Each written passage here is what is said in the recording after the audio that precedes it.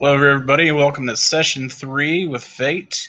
World of Tanks training. Today we're going to be showcasing side scraping and another series of Tier 10 vehicles. So I'm going to go ahead and share my screen with everybody. We'll go ahead and drive right into side scraping. This is something that everybody needs to pay attention to. This can definitely save you a lot of HP in normal environments. So what we're going to showcase here is on the screen you're going to see a VK4502B. And the enemy tank is in an IS-4. So we're going to just demonstrate proper hold down side scraping technique. So if you have questions, save them till the end of the demonstration. But what we want to show you here is how you can properly side scrape in this tank. So if you're looking at this particular tank, what you want to do is the lower glacis on this plate is actually pretty strong. The Moss and other tanks will fall into the same category. But in order to properly side scrape with a rear-facing turret, you want to protect that front lower glacis and give minimal angle. This allows you to fire directly out by just backing the tank up slightly so that you can see your target. So what we're going to do now is have this IS-4 come around and engage. So from right here, you can see that my lower glacis is a little bit exposed, and I'm giving a little bit of angle to him. So right now, he could actually fire and hit my lower glacis. And as you're seeing here, only his turret is exposed. So we're both going to be side scraping off of these rocks. Now granted, I'm in a tier 10 vehicle and he has a better gun. I have APCR loaded. So I want him to go ahead and take a couple shots at this tank from that extreme angle, and you'll see exactly what happens here.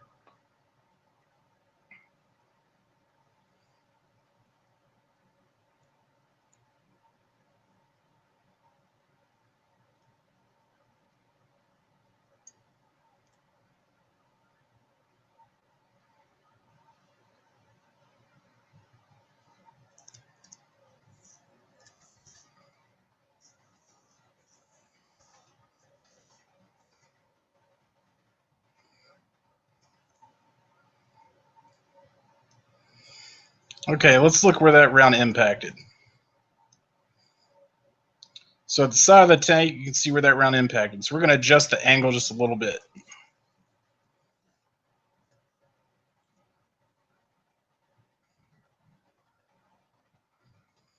While firing at his tank, you're going to see where he's properly side scraping. You get no penetration there. We'll just reload real quick. I'll show you one more time. But this round cannot penetrate that armor. Now, Sean, go ahead and angle your IS-4 just a little bit the wrong way with the back end face it out.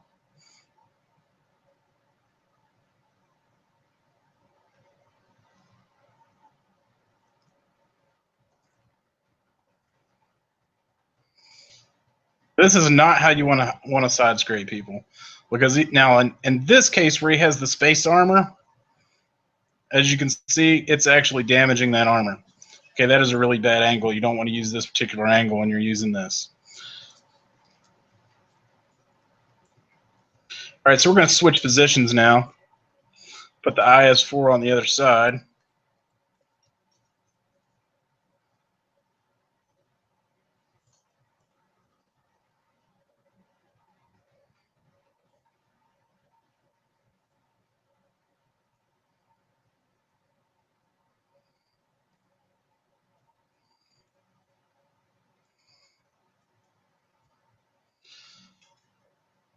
As you can see, now he's bouncing rounds due to this angle. This is an extreme angle on the lower glacis.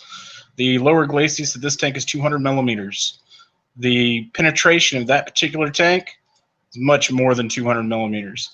So this is showing you how this active, where he's firing, where you're hiding your tank, you know, how you get the maximum deflection on those particular shots, okay? The same is true with the Moss and holds true with other tanks. Now we're going to go a little more into side scraping.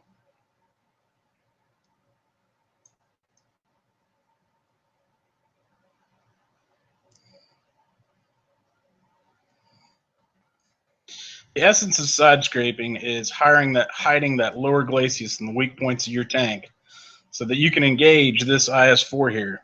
Now you can see that those rounds are bouncing off of that thin side armor that I actually have due to the extreme angle. And I can actually return fire on this tank. Now he's already switched to HE, which is the proper thing to do when you're facing a tank in this particular position. You can still minimize your damage, but you're still going to take a little bit of HE damage. Fortunately, the gun of this particular tank just can't pin that tank. So to give you an idea, guys, if you're side scraping, now he's switched to gold rounds, which can pin the turret of the VK. This is exactly how you want to do this with a rear-facing turret.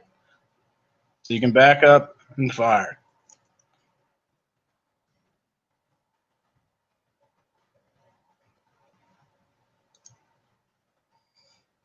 All right, so I just pinned that small hatch that's on the back side of the IS-4. All right, so that's the end of that demonstration. Just wanted to show you guys a real quick run through on side scraping and exactly how that works for rear-facing tanks.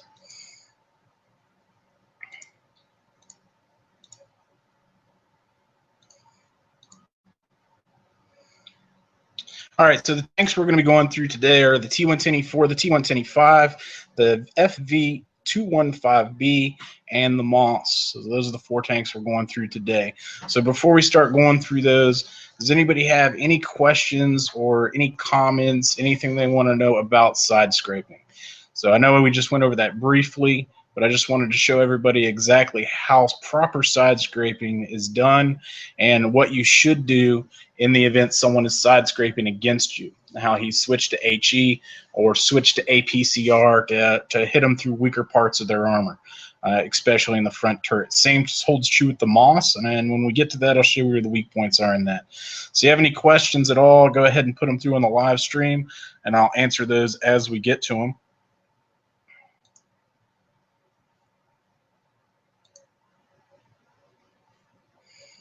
And I've just enabled Q&A, so if it wasn't there before, you should have it now.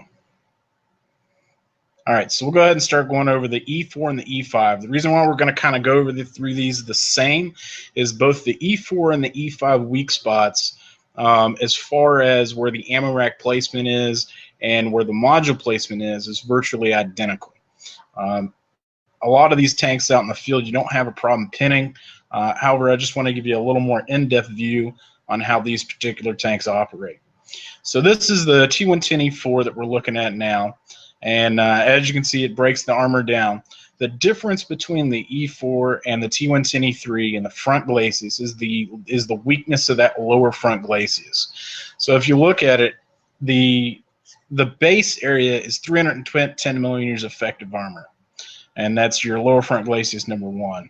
But if you look at the spacing, where 4 and 5 are sectioned, it goes all the way out to number 8 because of the way the armor break is on this particular vehicle.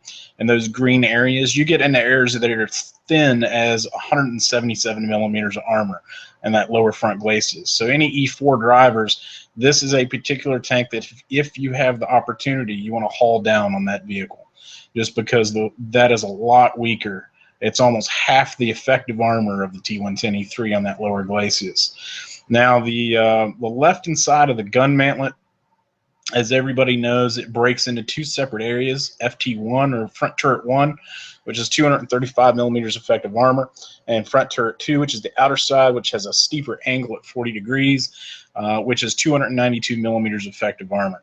So, and also the turret ring, which I want to make special consideration of the turret ring. The turret ring is the small green sliver that you see below the gun on this front line. It's 152 millimeters of armor. If you hit that, due to the way module damage works, if you fire around there, and it's a luck shot, so don't keep trying to do it, it will disable the turret on this vehicle. So that can win you a fight if you absolutely need to make that clutch shot on the E4. Doesn't always happen. Usually they'll end up pinning the upper turret, but you know, if you need to, that's where you're going to fire that small sliver of green that you see in between the actual turret and the front armor. So the upper front glacis, let's talk about there for a moment on this thing. 331 millimeters effective armor, all the way up to number 5 that you see there on the list, which is a little bit stronger. It's 460 millimeters effective armor. This upper area, Again, wasting your time if you're working on this this area of the tank. So if it's hauled down, you need to shoot left, right of the turret. If it is not hauled down, keep your shots at its lower glacis.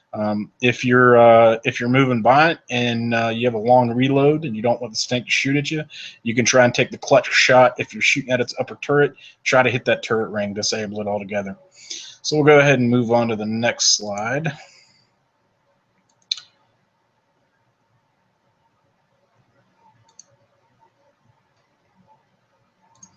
This is the T110E5. And I'll go over the ammo rack locations later on in the T110E5 screen. So upper front glacis is 409 millimeters effective armor at the upper portion. Then it has an armor break. That's break 2 notated there, that thick armor. Do not shoot that. You can't pin it in that particular area. It's the way the armor break works in the game. You cannot pin that. Break 1 is 310 millimeters effective armor. Break 1 it can be pinnable with a Jagdpan Z100 firing heat rounds. And there's a couple of the TDs that fall in the same category. Break 2, however, is the unpinnable area that I was talking about. Lower front glacis on this tank, as everybody knows, is fairly weak. The mantlet on the E5 is one of the most sophisticated as far as the armor breakout on this. And this is what I really wanted to showcase here. As you can see, a lot of people, when you're aiming for the hatch, will start there, T4, that red area right there, can be very, very difficult to pin that. You get a lot of bounces there. And what a lot of people don't understand is T2, which is in that orange area that you see below, that's actually where you should be aiming. So if you're firing at the hatch on the E5, that small T2 area underneath that little cover, underneath that hatch, that's actually where you're wanting to aim that shot. Don't shoot at the hatch, shoot below it, and you'll get more pins in the T2 area. The gun mantlet breaks down into M1, M2, M3. These areas, the M1 area, which to the left or the right of the gun, is actually it's 254 millimeters effective armor at 0 degrees wherever the gun is facing. M2 is 310 millimeters. That's where it's getting a little bit thicker. And then you've got mantlet number 4, which that's when you're getting to 519 millimeters. You're not going to be pinning that. 5 and 7 are pretty much the same thing. So 490 millimeters on number 5 and 694 millimeters on number 7. The gun mantlet on this tank on M1 is pinnable. So that is an area if you need to make a shot and for whatever reason, if he's back behind an object and you can't hit the back turret, lower glacis isn't exposed, your 2 shots are going to be M1 or the turret ring. Either one of those 2 areas are pinnable right here. The turret ring on this tank is 203 millimeters. Again, when you're looking at this chart, which this will be available after training, you need to consult your gun charts for your tanks, firing premium ammo, and make sure that your penetration rating matches the tank armor in this particular circumstance. Now keep in mind that all these armor ratings are if this tank is pointed straight at you. It does not account for if this tank is angled. So if this tank is angled, it becomes a whole different ball game, and we'll get into more of that later. But like I said, this will be available after training. I want everybody to pay close attention to the mantlet on this tank, the areas where you can pin FT1, M1, lower front glacis, T2. Those are your weak spots on this particular vehicle. So moving on to the next slide. This is actually showcasing this turret, which we were discussing before. So T3 is 277 millimeters effective armor. This is why you get a lot of bounces on this. Not to mention it's very angled, so you have a lot of problems with that. T4 a little bit to the side is 421 millimeters effective armor. This is where most of your bounces actually occur when you're firing to hit that. You cannot pin that armor. So you're wasting a lot of your time if you're firing high. T2, however, is only 189 millimeters effective armor. It's very thin. It is fairly flat, easy to pin. So just make sure you're aiming at the lower end of that, not the top of the turret when you're firing at this particular tank. T5 is 270 millimeters armor. However, if you're firing at that, you're most likely on the side of the tank, and in the next slide that I'll show you, there's a lot of easier places to fire on this particular vehicle. So this is your side view on the T110E5. As the previous slides that we've gone over in training session number 2, you'll notice the purple area, track damage only. Again, on this tank, you want to avoid, just like the T110E3, you want to avoid shooting that area. It's going to eat a lot of your shots. You're not going to actually do true damage to the tank. So then it's got the same green bar that we saw on the T110E3. It's only 82 millimeters effective armor. It's very, very thin. Dead center on this tank and the E4 in the same area is the ammo rack. So about where it says 44 millimeters / 45 degrees, 82 millimeters effective armor. If you draw a box around that, that is your ammo rack on this vehicle.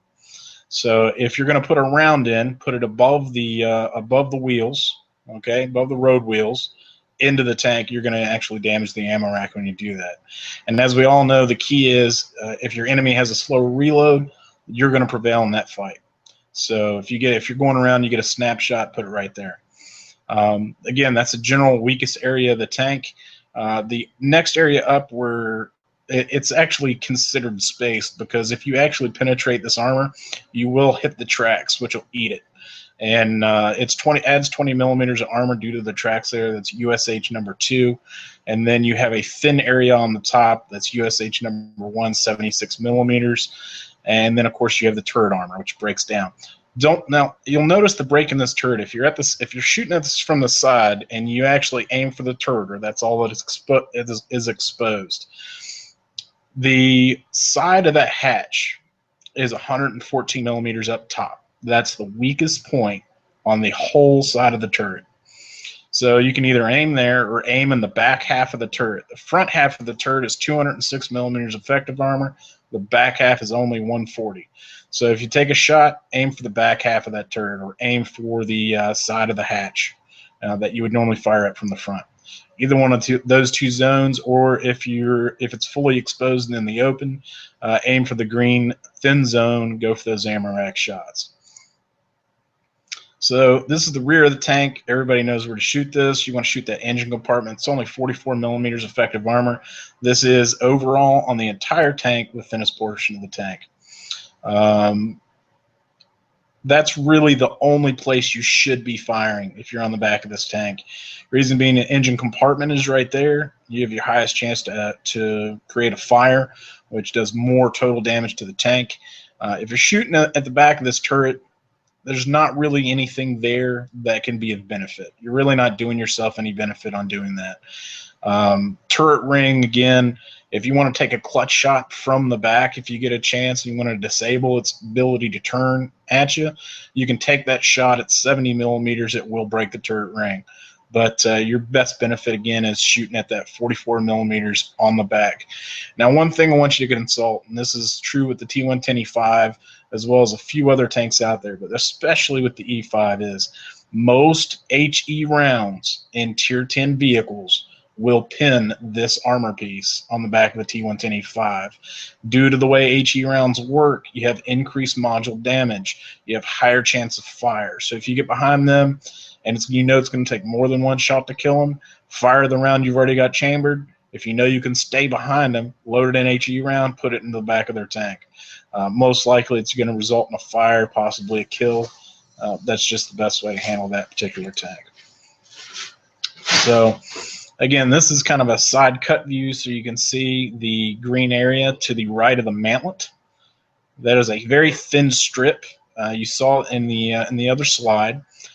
That's an area that you can fire at. If this tank is pointed directly at you, that's one of the thin areas. If the lower glacis is not exposed, that's another place that you can fire if the commander's hatch is not exposed. So I just wanted you guys to see that. So we'll go ahead and move on to the next tank. That's the T110E5 and the T110E4. Like I said, they're both American tanks. Their module layouts are exactly the same. Ammo rack locations are exactly the same. So we'll go on to the next one. This I wanted to show this tank earlier when we were showing side scraping, just because of all the tanks in the game. This is the most heavily armored tank. It is the best for side scraping.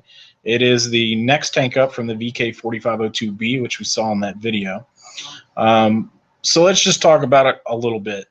A lot of people know that the front lower center portion, lower front glacis marked green on this thing, on this image, is where most people want to shoot that moss. It's 244 millimeters effective armor. Most guns are able to pin that, provided the tank is pointed straight at you. Once he starts to angle that a little bit, then that's when you start having problems. Upper front glacis is 349 millimeters effective armor. If this tank is pointed straight at you, a Jagdpanzer E100 with a heat round can pin this armor. It is a 50-50. Because of the angle of this armor when you're firing heat, those shells do tend to bounce, but if it's the only shot you got, you can take that. However, if able, and the turret's pointed at you as well, notice FT number 2 on both sides of the turret. The way the Moss's turret is curved creates a flat point on both sides of the turret. FT1 is 335 millimeters effective armor. FT2 is only 244 millimeters effective armor. So this green area is 244 millimeters effective armor. But the reason your heat shells will not bounce this is because it has less angle, of only 10-degree angle on the turret versus the 35-degree angle on the lower front glacis.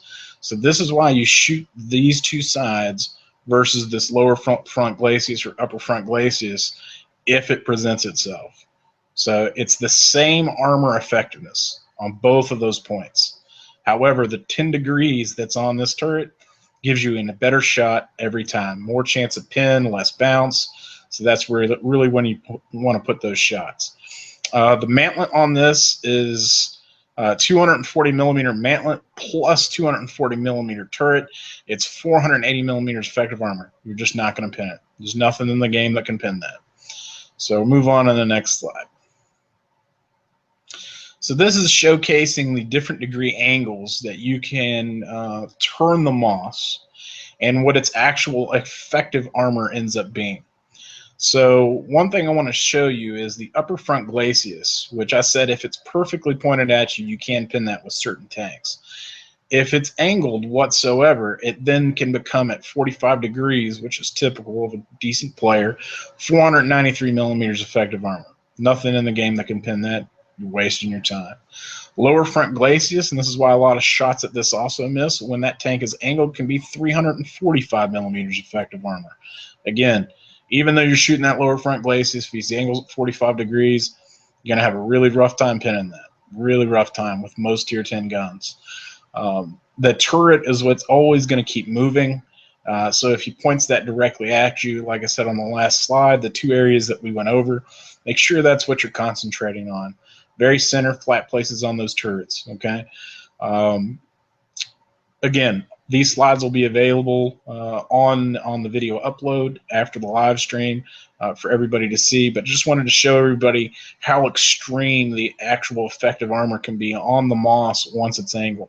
Gives you a better understanding of how this actually works. When side scraping, as you'll notice at an extreme angle, the Moss's tracks can go all the way up at 65 degrees. You're going to have 451 millimeters effective armor. That's a ridiculous amount of armor for a side scraping tank, and it makes the Moss very, very efficient at performing that role. So there's the side of the Moss. Again, everybody likes to shoot the Moss in the side of the turret whenever it's available. What I want people to understand is the lower half, that red area that you're seeing, is actually spaced armor. It's 100 millimeter spaced armor plus 80 millimeters plus an additional 25 if the tracks get hit by the shot. So if you're firing low on the Moss, if its side presents itself, you're not doing yourself any favors, all right? Because it ends up being 205 millimeters effective armor. All right, and the way the spaced armor works is the round actually has to go through its full in-game calculations twice. So, like I said, that lower section right there, you want to avoid shooting that. Even though it looks like a good shot, it's really most of the time it's not. Shoot for the turret if you absolutely have to. It's 242 millimeters effective armor. Make sure you can pin that. Make sure look at your gun chart. Make sure you can pin that. But most of the time you want to be shooting at that upper section of the hull.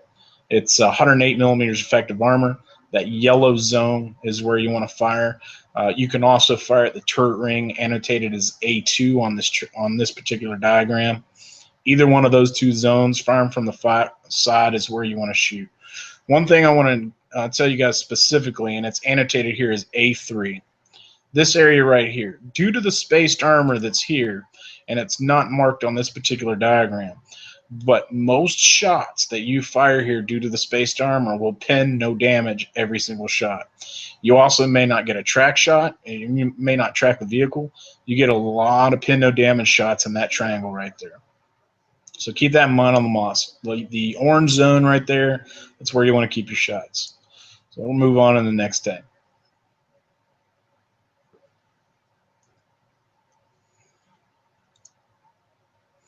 All right, so this is a tank I want to showcase for a lot of people because A, a lot of people don't own this tank. B, a lot of people don't understand the weak spots working on this particular tank, and it is the FV215B. So lower front glacis on this particular tank is only 76 millimeters thick. However, it is at 60 degrees at 152 millimeters effective armor. This steep degree angle, when they angle this particular vehicle, if you fire at the lower glacis, the angle is so steep that it will auto bounce shots. Okay, so unless your gun caliber is massive, then that effective armor, it's not going to pin that. And it's a misnomer. A lot of people don't understand how that works. This is a 60-degree base, which can be even worsened by the angling of the tank. So this is why when you shoot this particular portion of this vehicle, you actually you get a lot of bounces. Okay, a lot of people say, "Oh, the tank's real bouncy." Well, that's why. A lot of people have the misnomer of firing there, not understanding how steep that angling is. The upper front glacis is 304 millimeters effective armor at also 60 degrees. Well, so again, don't be shooting there. If you look at A2 and A3, these are some zones that I really want to pay attention to. A3 is this top zone right here.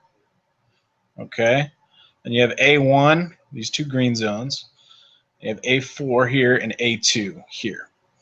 Now, this is a very hard area to hit, A2 and A3. It is fairly thin at A2, which is the lower portion of this, 152 millimeters. The top portion, however, is at 65 degrees, and a lot of people try and shoot this at A3. At 65 degrees, most shells that you fire will bounce this. It's 241 millimeters effective armor, 65-degree angle. Add on to that the angling of the tank, it becomes a very difficult place to pin. What you really want to look at is the areas at A1. If you see the green areas down there on each side, those are flat areas with 0-degree angle that you can actually pin on either side of this tank.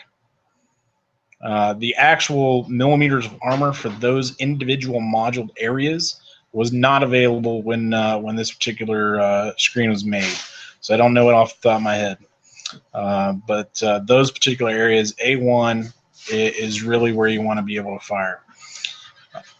The mantlet on this tank is kind of like when we looked at the IS-4, how it breaks down into multiple sections, T1, T2, and T3.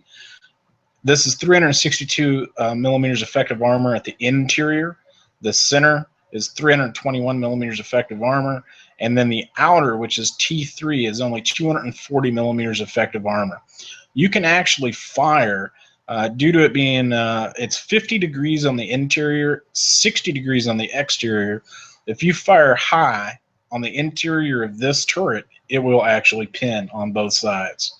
So both sides of the mantlet, top side of the turret, A1 notated there, the green blocks is where you want to fire most of your shots. And like I said, lower front glacis if it's exposed and if it's fairly straight at you. Otherwise, the steep angling on this particular vehicle makes it bounce a lot of shots. So that's a little more in-depth on why this tank does exactly what it does. So let's show you the next slide, and if it loads.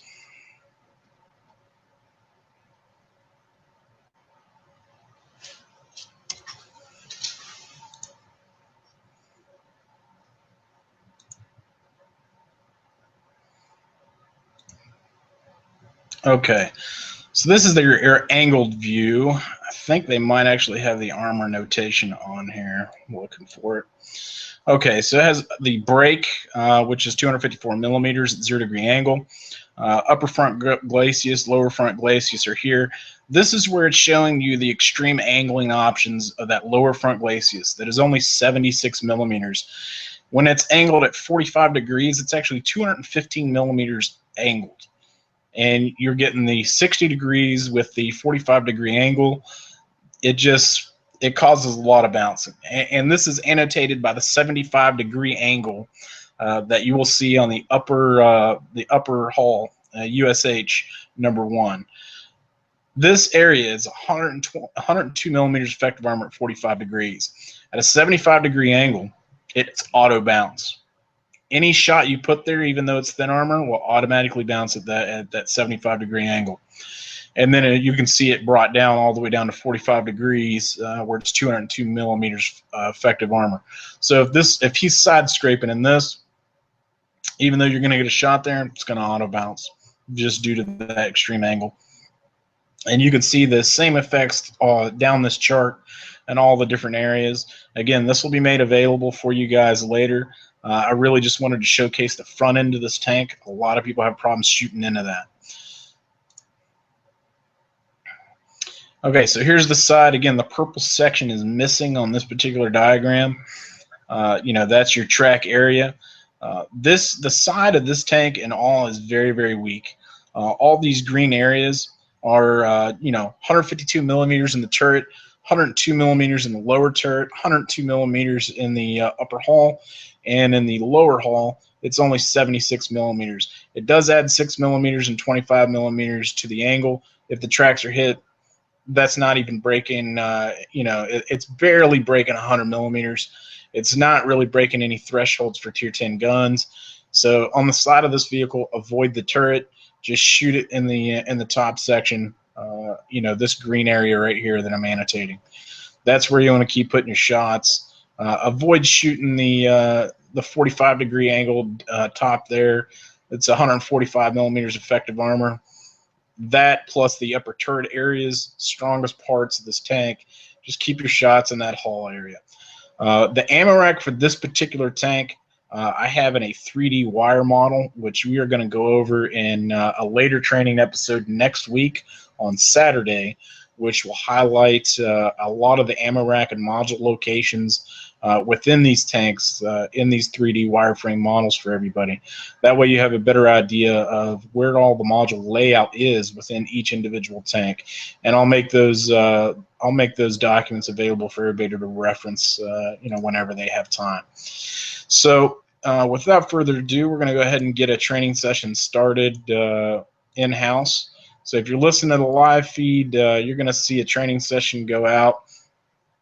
Sean, if you can go ahead and start that up for us. The training session, all we're going to do is if you have any of the tanks that we went over today, like I said, we went over the T110E5, the T110E4, the Moss, and the FV215B. So if you have any of those tanks, make sure you get those tanks ready. We'll have a little scrim out there, and I want to make sure we have some FVs, because I would like to see some people take some shots at those, do a little experimentation with the armor. Don't kill everybody right out of the gate. This is more for practice so people can learn these weak points in the field now that they've seen them in these slides. So it's not actually going to be an event where we're going to be trying to win anything, but we want to put these tanks out on the field on Malinovka and take some shots at each other like we did last night and get a better feel for where these armor weak points are. So thanks for everybody stopping by. Again, next training session will be Friday next week. That will be at 9 p.m. Eastern, followed on Saturday, 9 p.m. Eastern. We'll go over some more Tier 10 tanks. We're going to go over a medium tank showcase, which I'll be having a guest speaker in to tell you a little bit more about how to properly play medium tanks out on the battlefield. And then Saturday's session, we'll go over spotting mechanics and how you can actually assist the rest of your team in maximizing your damage or spotting targets for artillery and keeping that scout alive. So until next time, I'll see you on the battlefield.